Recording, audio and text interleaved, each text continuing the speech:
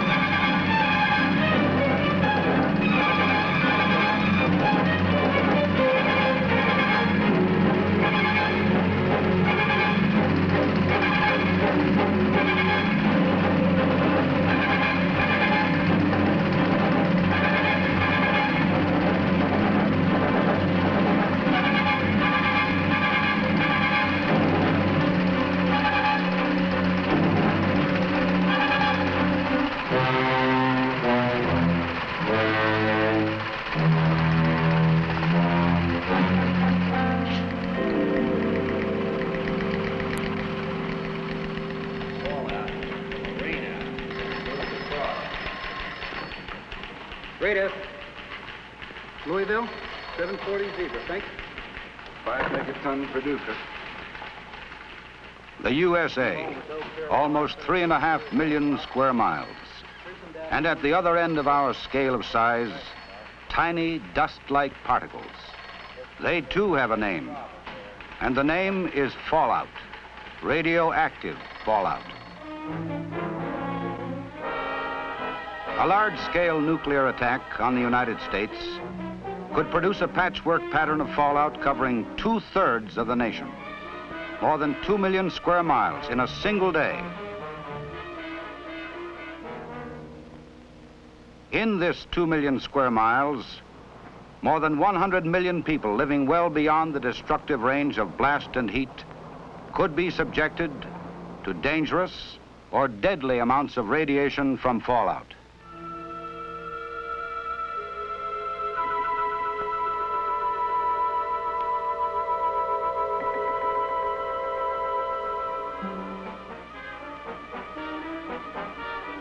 Carried upward 15 miles or more by the mushroom cloud, spread laterally by shifting winds at all altitudes, fallout from a single thermonuclear blast could severely contaminate a 60-mile strip downwind from ground zero, 1,200 square miles within an hour of explosion, 4,000 square miles in 6 hours. All of us, even in small towns and on farms, live within fallout range of a likely target. Furthermore, since these targets are often only a few hundred miles apart, fallout patterns can overlap, intensifying the danger. How do we know all this? From practical experience.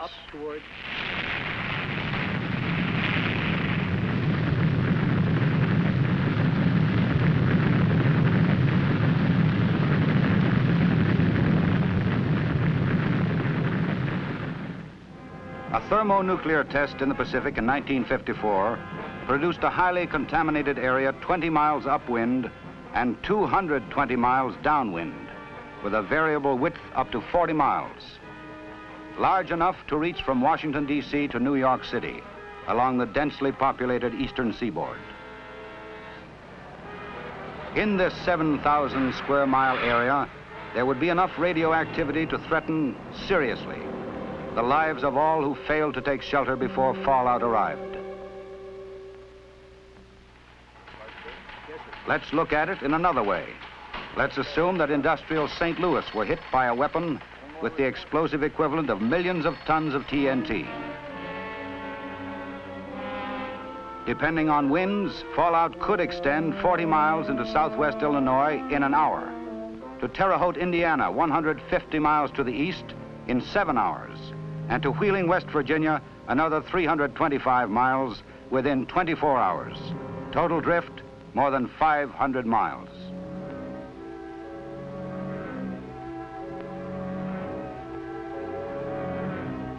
Civil defense tests have brought the problem into sharp focus. In one exercise, an imaginary force of 500 bombers severely damaged this country's key industries. Yet, effects from fallout posed a more serious threat to the nation's survival than did the devastating but more localized effects of blast and heat. Let's examine some of the problems. Although most sources of water are located well outside of big cities, the wide drift of fallout could cause serious contamination of our surface water supplies. Fallout from a nuclear attack could gravely affect the nation's agriculture. Food supplies in fields or in open storage could become dangerously contaminated. Possibly they could be recovered for later use. But what about future harvests? They too could be dangerous if grown in seriously contaminated soil. Cattle, horses, and sheep might have to be kept out of pastures for a long time.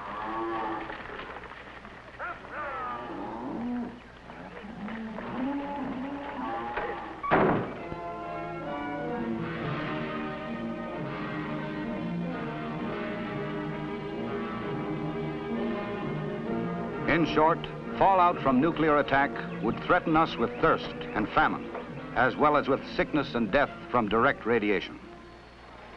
That is why our survival as a nation can depend on how well we prepare to defend ourselves against radioactive fallout. And there is a defense against fallout. Before we examine our radiological defense programs, let's take a look at the basis of the problem. As every youngster learns today, there is nothing new or mysterious about radiation. A Roentgen, which we call an R, is a standard unit for measuring radiation. In an average lifetime, a human being is exposed to perhaps a dozen Roentgens. This exposure comes from natural radioactive elements in the earth and cosmic rays from outer space. The human body withstands continued exposure to small radiation doses. It is when the rate of delivery is high, or the total dose in a short period is large, that recovery cannot keep pace with damage. Exposure of the whole body in a short time to 600 or more Roentgens of radiation will almost certainly be fatal. People receiving 200 Roentgens or more in a short period of time will get radiation sickness. Those receiving 600 or more in a short period of time will die. For your protection, shelter is the answer, since highly dangerous doses can be produced by fallout radiation. This is what happens. 3, 2, 1. Fire! About 85% of a nuclear weapon's energy results in light, heat, and blast.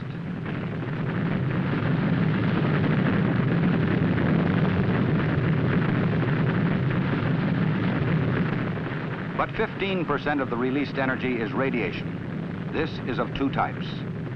The first, initial radiation, is emitted from the fireball shortly after detonation. Since for large weapons it generally does not spread beyond the blast area, initial radiation is of minor concern in the overall problem of radiological defense. It is the second type, residual radiation, that creates the fallout problem. Its production can be described simply. When countless billions of atoms in a large megaton weapon are blasted apart, hundreds of pounds of highly radioactive material are produced. When such a bomb bursts at or near the ground, tens of thousands of tons of earth and debris are carried as high as 15 miles in the mushroom cloud. This tremendous cloud becomes a floating carrier, which drops tiny radioactive particles back to Earth. Where these particles land depends on a combination of three factors. One, their shape and size. Even the largest may be no bigger than a single grain of sand. 2, the height to which the radioactive cloud rises. And 3, the direction and speed of winds at various altitudes. Fallout deposit resulting from the combined effects of these conditions is generally divided into 3 categories: close in, intermediate, and delayed. Close-in fallout usually settles within a few hundred miles of the burst and reaches the ground within 10 to 20 hours. It is made up of the heavier particles in the cloud.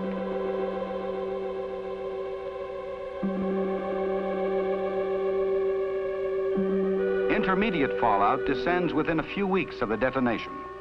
Since the particles are small, they remain in the air for weeks, covering many thousands of square miles. Sometimes they are driven to Earth by rain or snow. Delayed fallout is composed of very small particles that may drift completely around the Earth several times and may not descend for months or years. Radiological defense personnel, RADEF personnel for short, are primarily concerned with close-in fallout. As you can see, close-in fallout is our real problem in radiological defense. And the problem becomes even more complicated because the speed, range, and direction of fallout depend upon ever-changing wind and weather conditions. Large particles fall fast and land relatively near ground zero. Smaller particles fall slowly, land further away. Winds, which vary at all altitudes and seasons, affect the pattern of these deposits. With winds variable at different altitudes, the spread of fallout will result from the effects of all winds acting upon it. For this reason, radiological defense officers cannot use surface wind direction alone as a basis for forecasting fallout.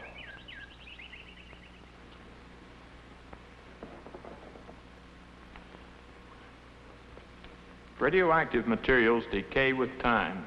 You might say they cool down. After all fallout is down and radiation has been measured, knowledge of decay rates permit estimates of how hot it will be days and weeks later.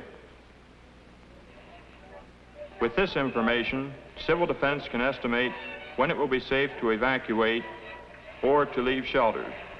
Remember this rule of thumb. There is a 10-fold decrease in radiation rate for every 7-fold increase in time after detonation. For example, a level of 1,000 R per hour at 1 hour after the explosion would be reduced to 100 R per hour 7 hours following the explosion. At 7 times 7 hours, or in 2 days, the level would be down to 10 R per hour. At 7 times 49 hours, or at the end of 2 weeks, the level would be reduced to only 1 R per hour. But remember, until decay reduces radiation to tolerable levels, there are only 2 safeguards against it: distance, that is evacuation to safe areas, or mass,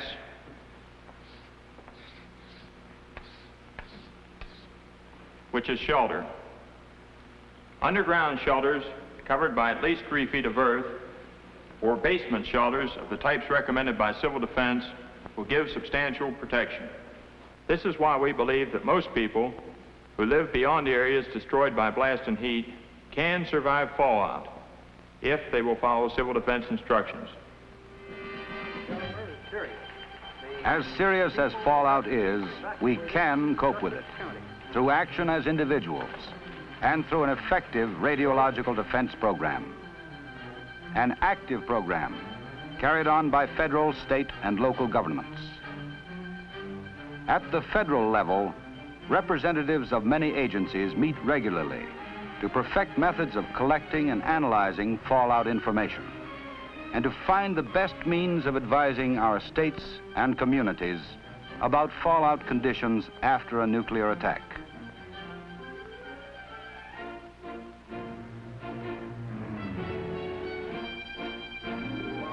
An important part of the radiological defense program is a series of monitoring networks stretching across the country. A combined system of federal, state, and local stations, thousands in all, which will gather information on radiation levels as soon as fallout begins to spread downwind.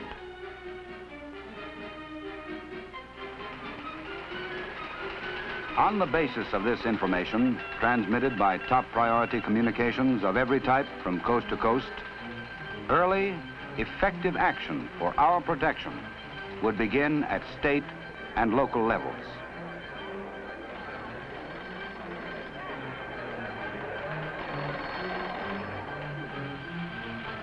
In some cases, evacuation.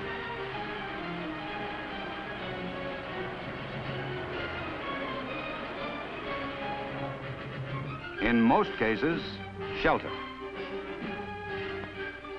The federal monitoring network at Weather Bureau stations, Federal Aviation Agency sites, Department of Defense Air Weather Service units, and other government organizations operates on a round-the-clock basis.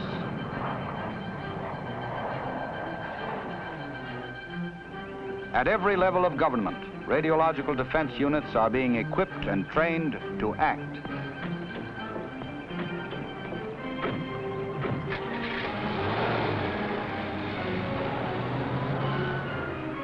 Fallout forecasts, issued several times daily by Weather Bureau stations, will be useful in estimating local fallout areas if we are attacked. Certain stations gather weather information that is processed to give an estimate of the areas in the nation where fallout could be expected.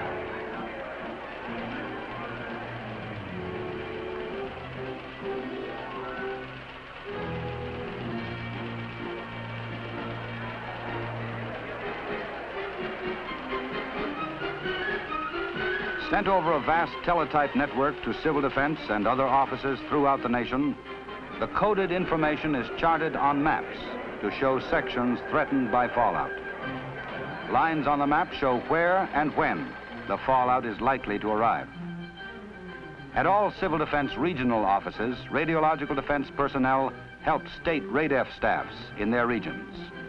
Regional officers arrange for the distribution of training kits, supervise the contribution of federal funds to state RADF work, set up RADF training in their regions, and coordinate RADF activities of all federal agencies in the region.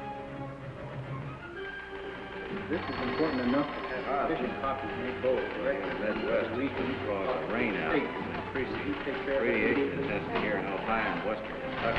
After an attack, the regional RADF staff will collect, analyze, and evaluate all fallout information received from the states, and will coordinate the flow of information to and from federal and state control points.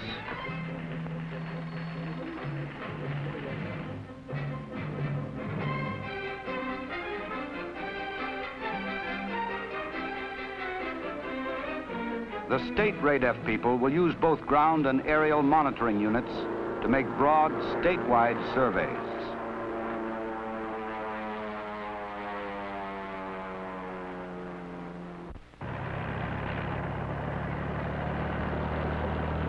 Entire highway systems and key transportation routes, major industrial and supply sites, as well as urban and rural areas, will be checked as rapidly as personnel safety permits.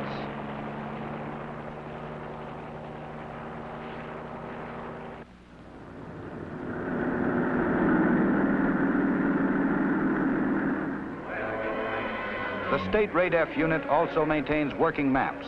It plots and correlates data, analyzes reports. By transmitting its summaries, it links regional and local offices. But it is at the local government level that radiological defense will be on an immediate, down-to-earth basis.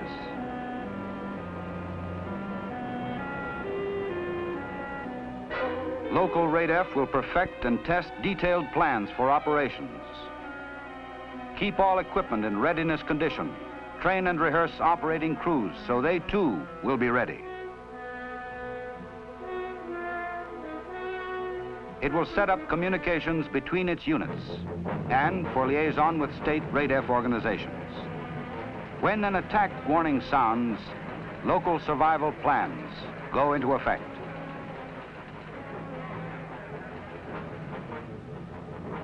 Monitors will report to their stations. The public will be advised to take shelter or evacuate.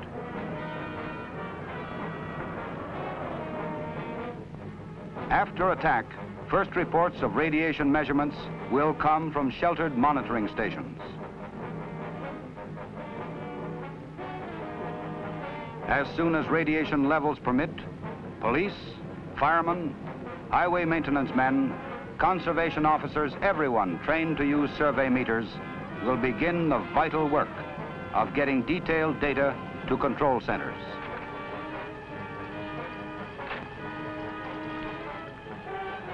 From this information, current situation reports will be prepared. Using these reports, RADF officers can answer urgent questions raised by local authorities. Can short survival missions be undertaken? Is our water safe?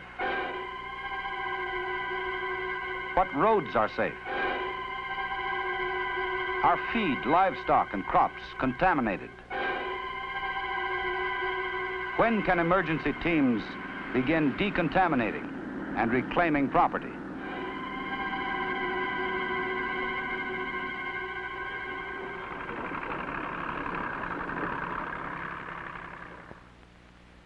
When will radiation die down enough to make it safe for people to leave shelters for brief periods and for utilities to be put back into service?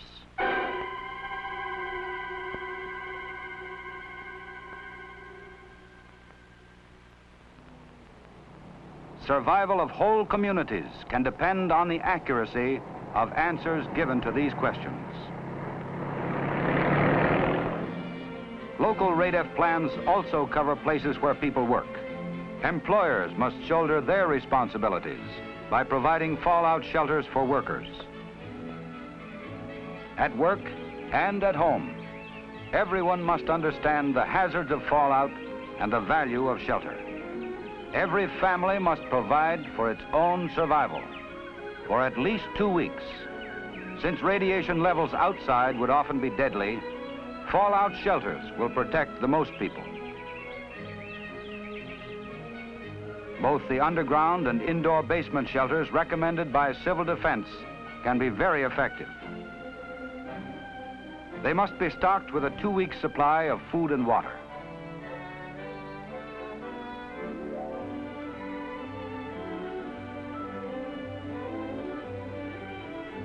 First aid supplies, flashlights, and a battery radio with Conelrad frequencies 640 and 1240 clearly marked on the dial should be included. Factories, offices, apartment houses, and schools all must provide shelters. Remember, too, that personal decontamination is important. Fallout particles can be brushed from clothing and washed from skin.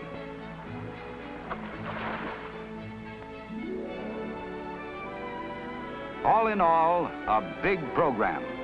Some of it in being, some under development.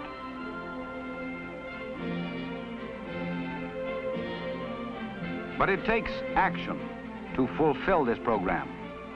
Radiological defense training is being expanded. First priority, train more instructors.